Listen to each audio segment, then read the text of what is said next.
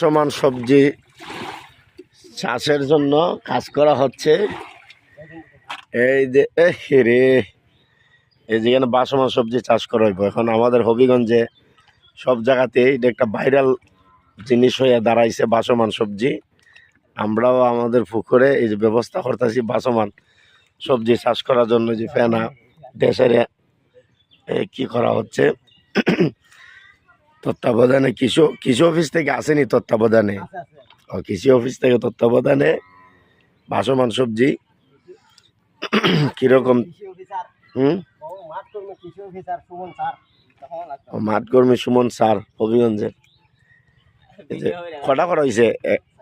একটা দুইটে তিনটে আরো করা হইব নানি? চারটে হই।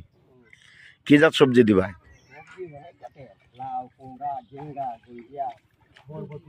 লাল শাক,